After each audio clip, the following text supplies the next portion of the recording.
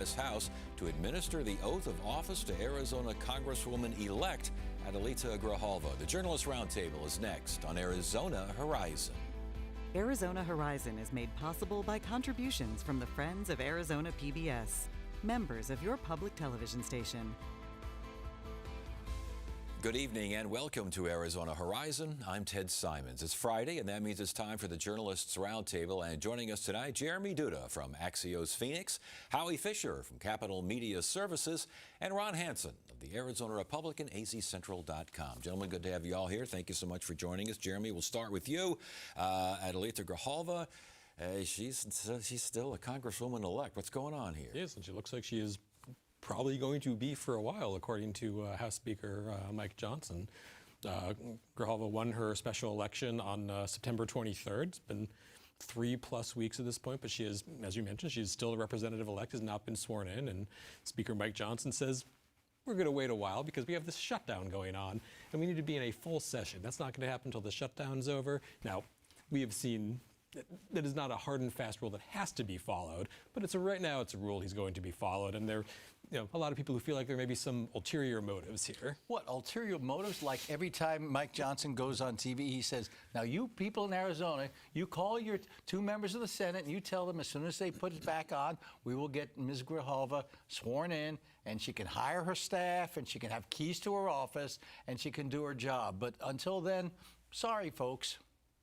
I think what's notable here, Ted, is that we've seen special elections in Arizona for Congress in recent years.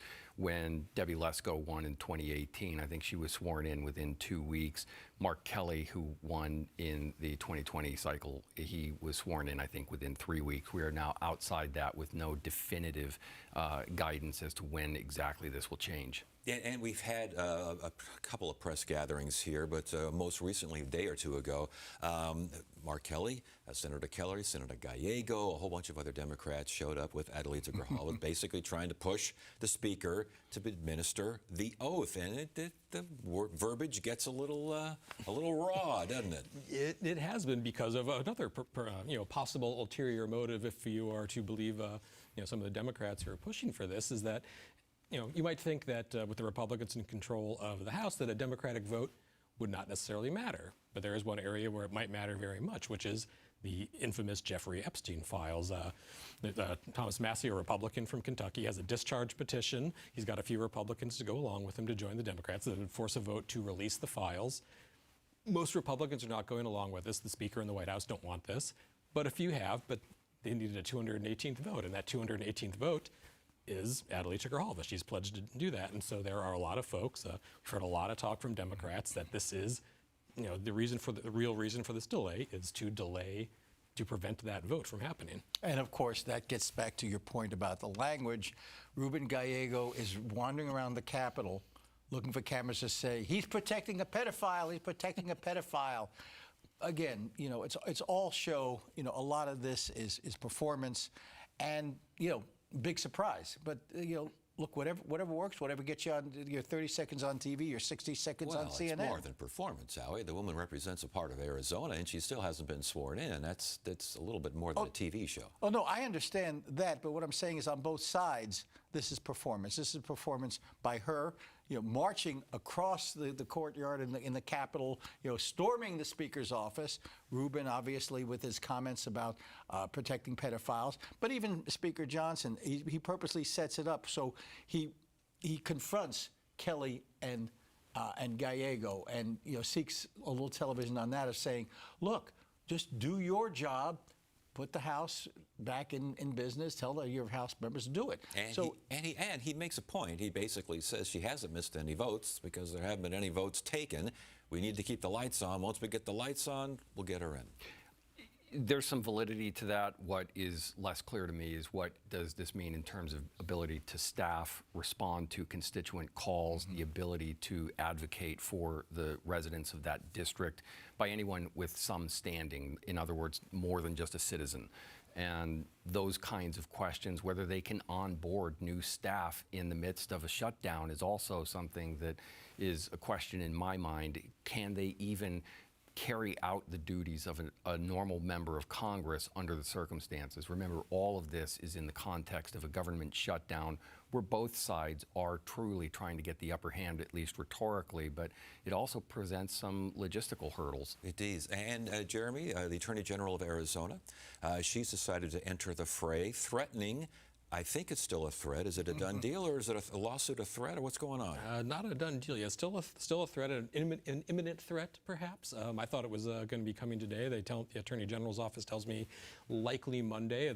According to Attorney General Mays on CNN, litigation is being drafted as we speak. But yes, Chris Mays and Adelita Grijalva have been talking, and the Attorney General has vowed to sue Speaker Johnson to file a lawsuit to force her swearing in. On Tuesday, she sent a letter and said you have 2 days to, at least inform her of when and where that was going to happen. It's today is day 3. It hasn't happened yet. So, and obviously Speaker Johnson is not going to budge on this. He's pretty adamant. He's been very firm. So I would expect to see that litigation. It could be. I don't know what the case law might be, but it should be an interesting case. And that's the problem. I think that's what's taking so long. First of all, you have to decide who has standing to sue. Ms. Grijalva has standing to sue. She is being denied benefit of her office, but she's not suing. Does the Attorney General have the power to sue on behalf of the 813,000 residents of her district? And even assuming she has standing, the Constitution pretty much lets each chamber make its own rules. And if the rules of the chamber say we do not swear people in, with a few exceptions, as Ron points out, except when we're in session, is a court going to go ahead and tell the House, you must do it this way? And I think that's an uphill battle. Yeah, the few exceptions, though, Ron, that does, I mean, I think the Attorney General mentioned before, obviously she hasn't filed the suit yet, but she has talked on the press as well, everyone's finding cameras these days, that this is not the usual practice. Yeah, I mean, within this Congress alone, for example, we saw 2 Florida members of the House sworn in the day after their special elections, which had not been certified, and they were immediately sworn in while the House was in pro forma session. We saw in September a Democrat, James Walkinshaw from Virginia, who was also sworn in the day after his special election. We have another member now with Adelita Grijalva. There's also 2 other special elections that are going to run their course before this year is over. And Chris Mays cited in her letter to the Speaker a Supreme Court case, I think from the late 60s, where I believe they did say that someone had to be sworn in, but that was a matter of them being in session and whether they could continue to refuse to swear in without, bad behavior or whatever the specifics of the House rules are in terms of when you can refuse to seat someone. And there's one other piece of this which has to do with timing. So let's assume she files suit Tuesday, asks for declaratory judgment, has to give the House time to respond, so let's say 7 to 14 days for that. Gets in front of a judge, even on an expedited basis, 3 weeks from now. Judge rules 4 weeks from now. Then whoever loses files a case before the Circuit Court of Appeals, and that takes a little while, and then it goes to the Supreme Court. Now, it's possible we may still be in House shutdown, but none of this is going to happen fast. I would just throw out there as a Washington, D.C. native that arguments in court about taxation without representation, that sounds really, fantastic to the public, but it has not really moved the needle in court on a number of fronts. So the legal issues and the framing of it and such are really on at least dubious grounds, it seems, from afar. All right, Jeremy, let's move on.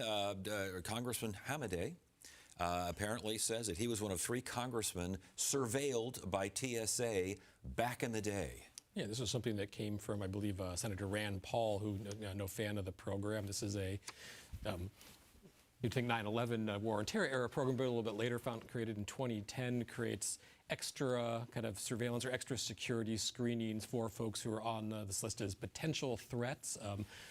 Senator Paul found that 3 current members of Congress, although not all obviously were members of Congress at the time, had been surveilled as part of this program. One, according to them, was Congressman Hamadeh, both in 2019 and around the end of 22 when he was challenging his election. And it'd be interesting, there's still a lot of details we don't know. Now, in 2019, Abe Hamada was in the Army. He was an Army intelligence officer. He's been traveling international. Shortly after that, he traveled to Saudi Arabia to train members of their armed forces. So you're traveling to areas that have some terrorist threats, but you're also doing it in an official capacity as a member of the U.S. Armed Yeah, Forces. I think he went to Lebanon as well. Well, yeah, and this is tricky because every so often, and this is one example, this Quiet Skies program, we discover there's some little government program that's been watching people, watching journalists, watching members of Congress, watching TV talk show hosts perhaps occasionally.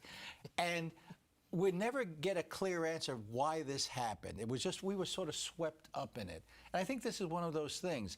Did somebody look at the name and look at him and say, I know he's a Christian, but the family's from the Middle East, and maybe we should be keeping an eye on him. I don't know if we're ever going to get an answer. It would be great if somebody could do a records request, could free this stuff up and find out what put him in and what they discovered. Yeah, this is like a lot of federal programs that are just completely opaque. We don't know the basis for it. We had this issue arise earlier with Tulsi Gabbard, Director of National Intelligence. She was also involved in this program, and the basis for it was not as she originally presented it. We don't know what Congressman Hamade's basis for this was. We also know, though, that this began while President Trump was in the White House, by all appearances, despite an effort to blame this on the Biden administration. But the second time was, I think it was after the election, and it was while he was challenging the election results, and he's bringing that up as possibly a reason for that second surveillance. Yeah, because, the timing, it's hard to look at the timing, December 2022, and not wonder whether this is related to election-related activities. He was in court challenging his extraordinarily narrow loss to Chris Mays. He was at the time spinning a lot of tales about elections in 2022 and 2020 that perhaps had some very dubious bases. But who knows? Again, as was mentioned, these are very opaque. We don't really know the reasons, but probably in some cases probably never know the reasons. It could be something as I think it was Tulsi Gabbard, I believe, she'd met with some European businessmen in Vatican City who are on an FBI watch list. So there's a lot of random things that could land you on this. But yeah, the timing does seem perhaps not so coincidental. But if in fact the timing had to do with election challenges, Kari Lake would have been all over that list. She still says she's the governor of Arizona, or that she's a senator, depending on which election you want to say that she lost most recently. And so I have a hard time believing it's somehow tied to the politics of the election. It doesn't wash. Yeah, well, we will see where that one goes. Ron, the Secure the Border Act, last year's Secure the Border Act here, gives law enforcement, the power to arrest migrants and all sorts of other things. It's been challenged in a way that the courts have said, I don't think so. Yeah, I think that this is an approach to try and say Me Too, along with what Texas has been trying. And the courts here have essentially said, you can't have something that is tied to something conditional in Texas that remains frozen in litigation. The thing that strikes me about it is that it also raises some of the issues in terms of the interaction between federal and state laws on matters that are inherently federal. That we saw in the Senate Bill 1070 litigation. And on that front, the High Court sided with the federal government and struck down those portions relating to it. So this is really kind of on soft ground, it seems, for those who are trying to raise this issue. And the courts are saying, we're getting way ahead of ourselves on this. And Ron's point is correct.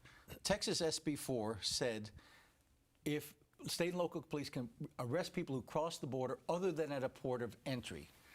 And it's been challenged, and as you point out, it's been stayed, and the federal appeals court is saying, what part of this is the role of the federal government? What happened here is when Prop 3, well, first of all, there was a version of Prop 314 the legislature passed and the governor vetoed. Gee, big surprise there. So the legislature put it back on the ballot along with a few bells and whistles and said, look, we don't want to pick our own fight with the feds, so we will make our law conditional on a final ruling on SB 14 or SB 4. The trial judge just said, well, there's nothing necessarily wrong with conditioning on another court case, but there's nothing for me to look at.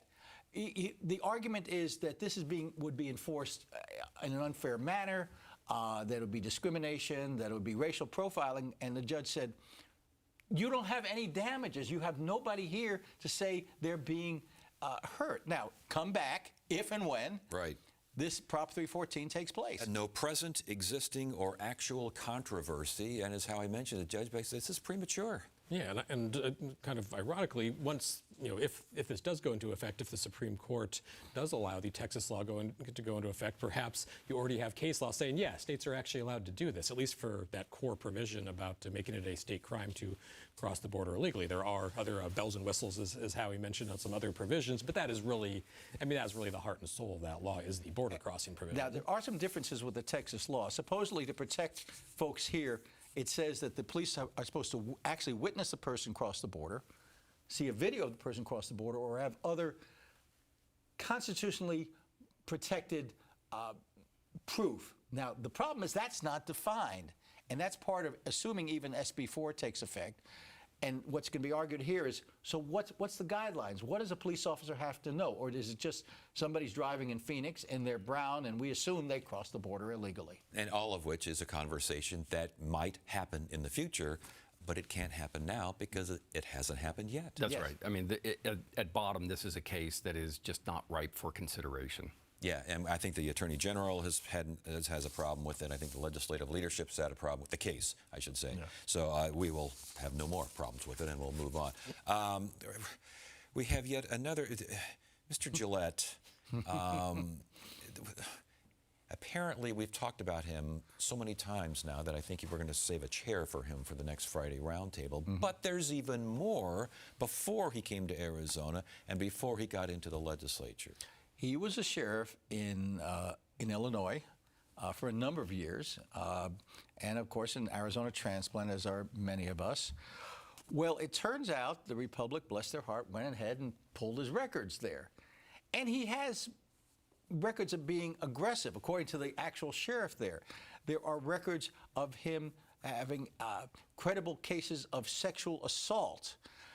And what makes all this relevant is, he could say, well, that's the old me. But the new me is the guy who is suggesting that congressmen be hanged, calling, names to Muslims and things like this here, which suggests that the new, Representative Gillette is the old Representative Gillette. Hanged after being tried and convicted. Well, he clarify let's make that sure later. Yeah, it didn't just throw up a rope here. But, you guys really dug deep and found some stuff on this guy, huh? Yeah, my colleague Ray Stern did a really nice job in pulling through these records that have been there for some time, and it paints a very unflattering picture. This is someone who engaged in, according to these records, complaints of sexual abuse and actual sustained complaint of at least one situation that made a woman very uncomfortable.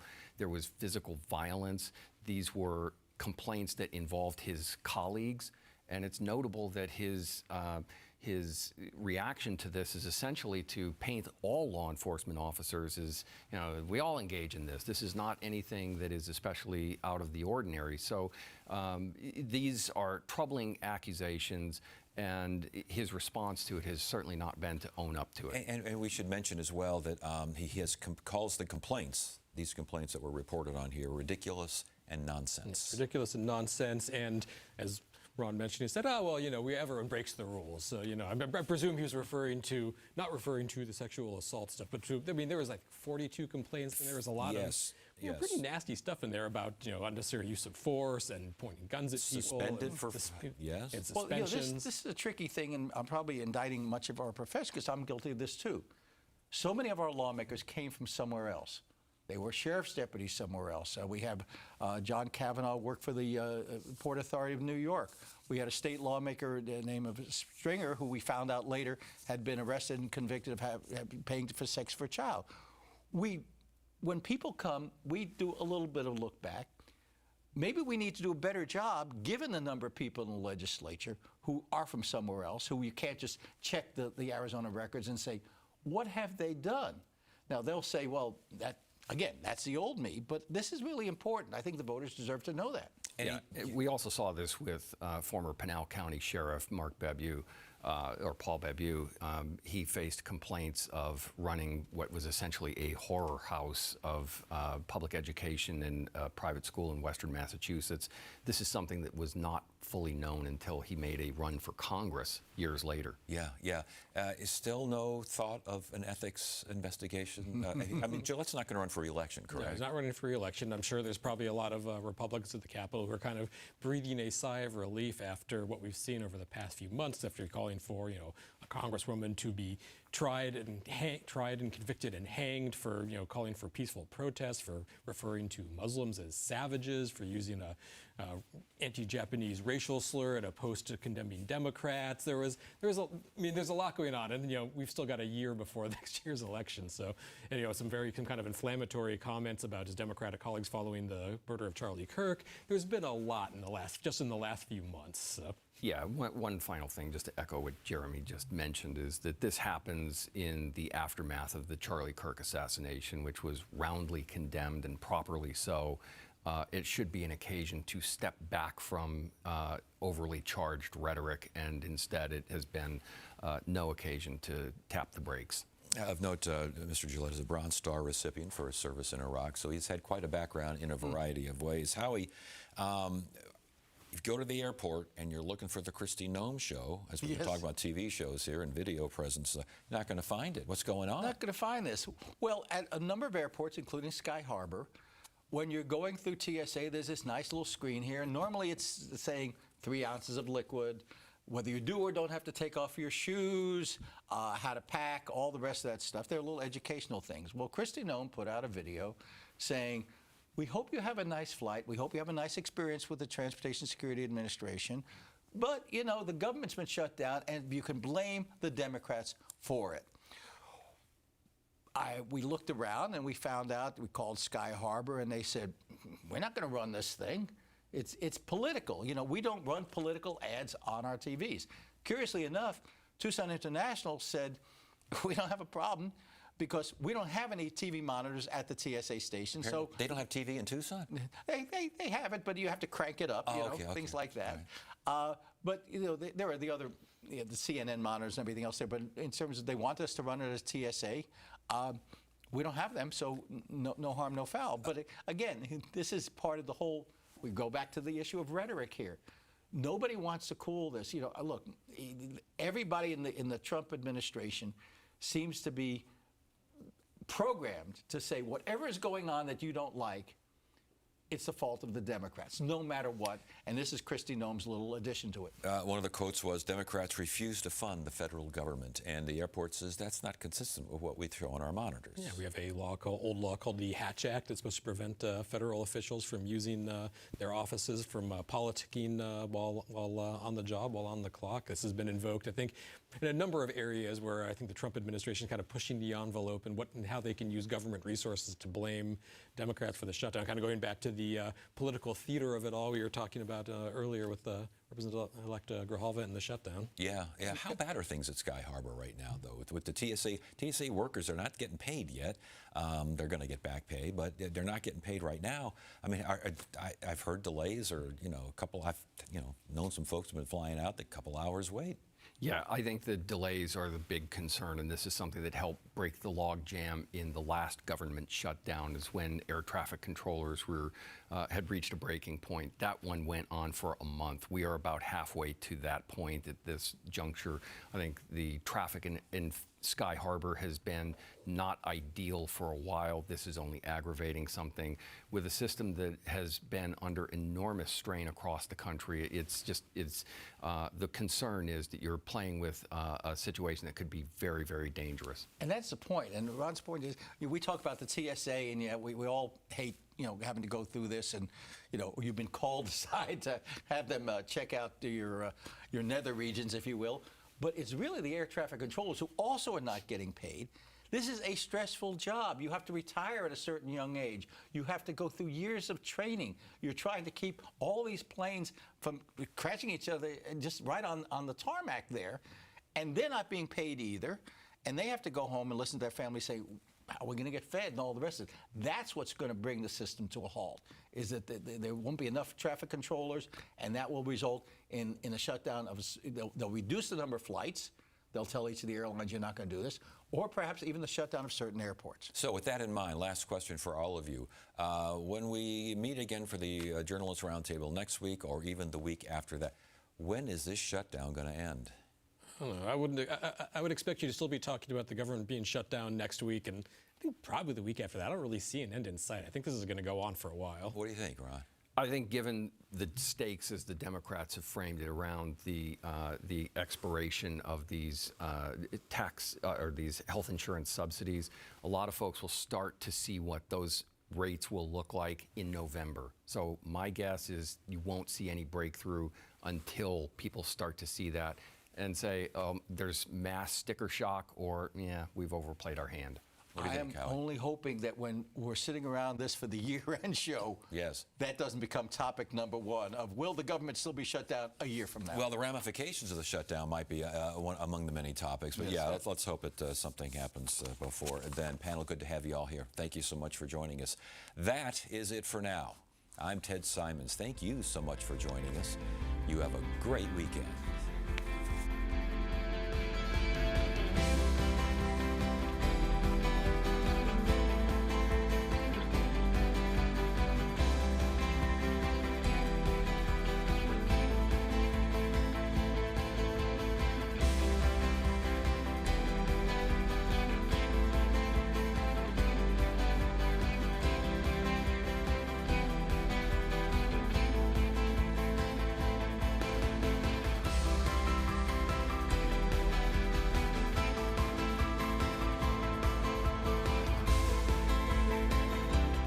When you want to be more inspired, Arizona PBS delivers unforgettable experiences in music, theater, and the arts, thanks to members like you. And Arizona Theater Company at Tempe Center for the Arts presents Deceived, a chilling new adaptation of Gaslight, where secrets, paranoia, and